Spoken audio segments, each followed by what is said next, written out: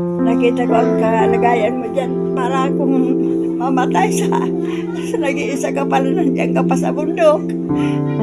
Nag-iisa rin ako pasim dito sa bahay. Mabuti pa, umuwi ka na dito sa bawa para magsama na tayong dalawa. Nag-iisa ka dyan, basta magkakawa ka naman. Basyon. Good day everyone, this is me again, La Arnie. And for today nga guys, ay papunta tayo ng Manito Albay dahil may napanood akong video na kung saan video yun ng kapatid ng lola ko. And yun yung about kay Lola Basyon na kung saan natagpuan ng mga vlogger sa bundok. So ngayon, na-mention niya doon na meron nga siyang kapatid dito sa Manito. At yung kapatid na yun na tinutukoy niya ay yung lola ko mismo. So dahil hindi yun napanood ng lola ko, syempre, to the rescue ang apo.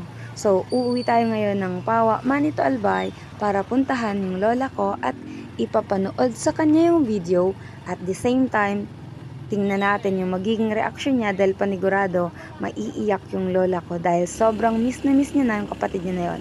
Story time guys, talagang yung lola Basyon namin na yun ay matagal nang gustong kunin ng lola Leti namin doon sa Paracale or sa bundok.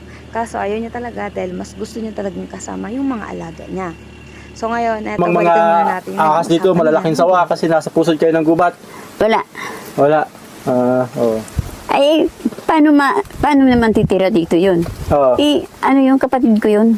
Kapatid niyo po ang sawa. Bakit po? Paano niyo po naging kapatid ang sawa? Kambal ni Atilite. May kapatid kayo na may kakambal na sawa. Oo. Yung nasa maan nito. Sama nito. Yung atelito niyo. Buhay pa po siya. Buhay pa. Yung Magagamot din yun. Yung sawa, Nasa mayon. nasa Mayon. Yung bundok na yun. Vulkan.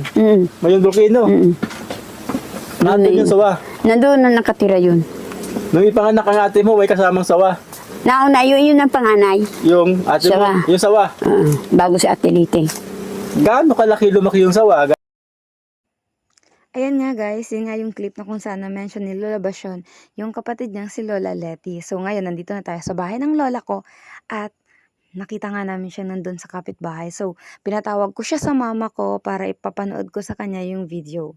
Nauna muna kami pumasok sa bahay tapos, ayan, sumunod na lang siya niyan. Tingnan natin, paiiyakin natin tong lola ko ngayon kasi alam ko, super miss niya na rin yung kapatid niya. Nailing mo na sa vlog ni Lola Bas? Si Basyon? Aha. Ay, gusto si Basyon.